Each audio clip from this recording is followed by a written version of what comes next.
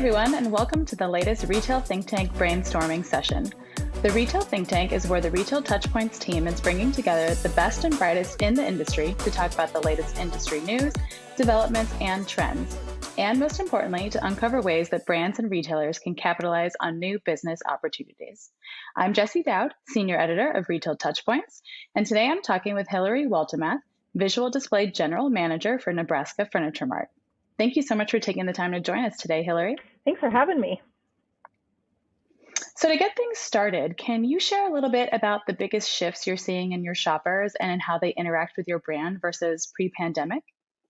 Certainly. I think the biggest shift we've seen, and not necessarily specific to Nebraska Furniture Mart, is there's this renewed focus on the home, since of course people were spending much more time in their homes. They want to make their homes comfortable, both aesthetically and physically.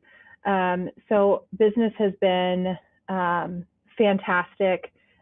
We see a great amount of traffic with that renewed focus. They're kind of coming to us as the experts in creating this beautiful, comfortable home, especially since we carry everything from furniture, flooring, appliances, electronics. They kind of get it all in one spot. So with that, since they can't, customers can't necessarily expand the space of their home, they seem to be focusing on how can they make the space more functional. They're expanding on the functional piece of their home. Rooms are serving multiple purposes than they were before. And even last year and this year, it's continued this focus on outdoor spaces.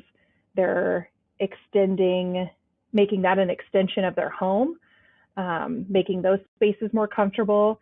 And we've brought in a lot of new merchandise that fits in that outdoor entertaining. We have pools, trampolines, bikes now, and those have been so successful for us. And of course, outdoor furniture and then any sort of outdoor decor has just been selling so incredibly well. It did okay for us before, but with that kind of extra focus on this outdoor living and entertaining spaces, we've definitely seen an increase in those pieces of our businesses too.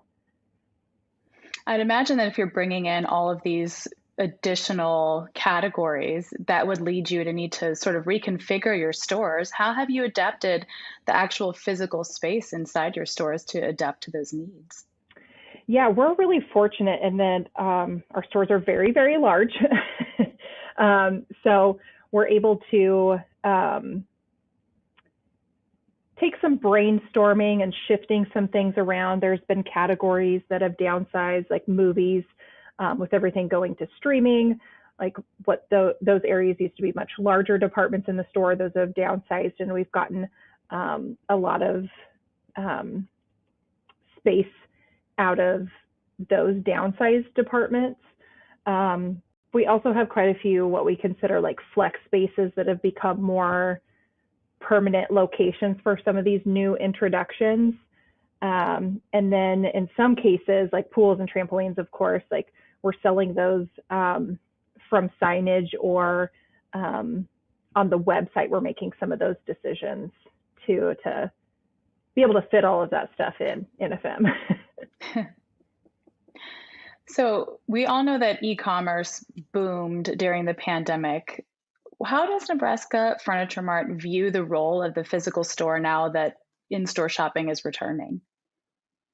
Yeah, our physical retail stores are certainly the largest piece of our business. That's where we do most of our business, is from our physical retail locations. We were a little later to the e-com game.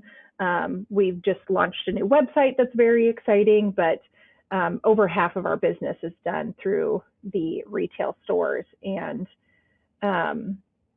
because our stores are so big, each of our warehouses kind of serve as a remote warehouse because we have really, really large warehouses attached to our store. So we're able to carry so much more stocked inventory, which definitely gives us that advantage. And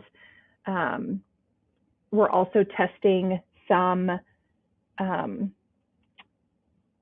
other lines, like mattress lines that started out as e-com businesses, like Casper. We carry Casper in the store. So those people that are intrigued by that vendor or line that they see online, they can actually physically test it out in our stores. And we've got, I think, over 300 sofa options in our store. So it's just hard to beat the assortment that we have. And there's the convenience of online shopping, but if you really want to touch and feel, we have, like I said, over 300, just in the living room category alone, over 300 sofa options to shop from. And it's really a destination. We see people come and spend hours, if not the bulk of their day, shopping at our physical stores too. Right. That hands-on interaction with the product is not something you can replicate online. Yeah, certainly. So, what do you think are the most important aspects of the in-store experience today? So what we've really been focusing on after the store closure is making the shopping experience really fun, inspirational, really colorful. Like I mentioned, people are counting on us as the experts in the field of making their homes look and feel beautiful and comfortable. So we're finding ways to kind of like elevate the experience, inspiring customers to elevate their spaces too. They're looking to us to kind of educate them on that piece of making their home more comfortable. So, kind of along the lines of inspiration, how do you see visual and display evolving as retail continues to transform? Yeah, I see the need for visual merchandising and display just continue to grow. Looking for us for inspiration, that kind of creative outlet. I think they see a lot through social media, but like you talked about, like the touching and feeling of product, they can come to our stores and see things merchandised in a way that's very lifestyle. Like they can almost picture exactly what they're seeing in their home with all the decor, the lighting, wall decor, textiles. They can kind of see the whole package put together. But we also do a lot of more theatrical merchandising or displaying as well too. That's really just something that's fun to experience, that you don't get at some of those other big box retailers where it just feels like a lot of product merchandised on shelving. There's more things to get you to stop and look and touch and feel as you shop through our physical stores. Are there any new formats, models, or concepts that you're experimenting with now or in the near future that you can share? Yeah, I feel like we're constantly exploring new models or formats or approaches to what we do. We've had these spaces in our stores for, I think, over 10 years now, and we've kind of rebranded them, but we call them creative spotlights. And they're little punctuations throughout the store that are more theatrical in nature, like I was mentioning, where you can see a lot of handmade propping, really over-the-top displays.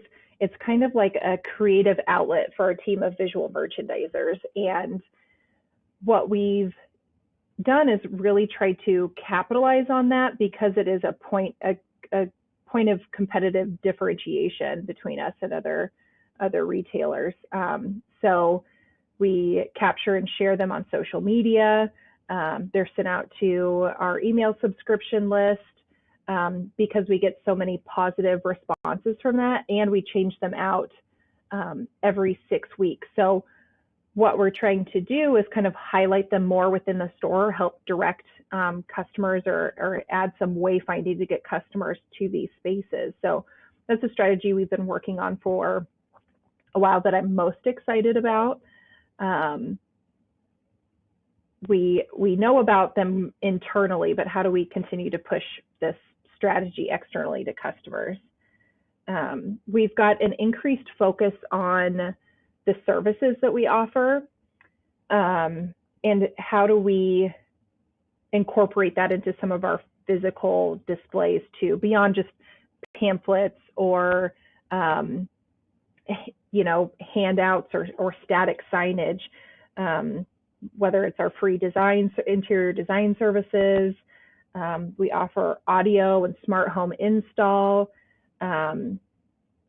flooring install, kitchen and bath install. So how can we find a way to incorporate that into some of our inspirational displays?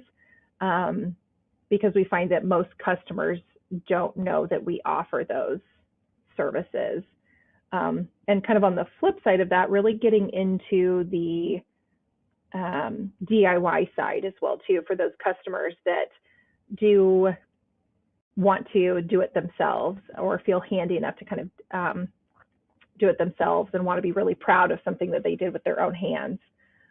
And then the other thing I think we're always exploring is evolving our signage and how we communicate to the customer through signage throughout the store, rather than just static signage that just gets kind of lost, leaning more into digital opportunities, or if it is static signage, something that's kind of like backlit and captures your attention is easier to change out and doesn't become irrelevant or outdated so fast. So those are the things that kind of, I think we've got a lot of people rallied around and excited about, that we're constantly exploring.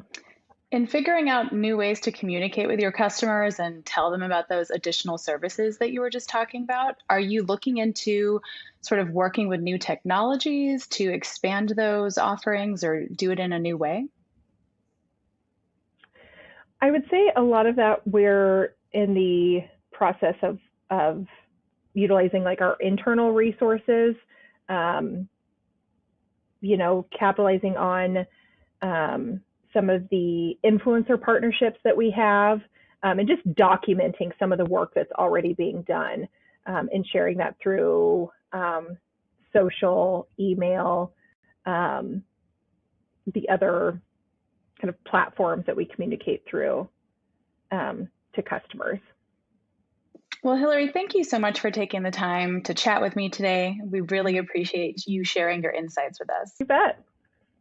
And to all of you out there looking for more insights and research, you can dig into the rest of our Retail Think Tank Hub, where we have a wealth of fantastic resources. We're exploring everything from new revenue models to personalization, omni-channel orchestration, consumer trends, and much more. So be on the lookout for more great conversations like this one in the coming weeks. If you have any suggestions or feedback, please let us know in the comments below. Thanks, everyone, and we'll see you next time.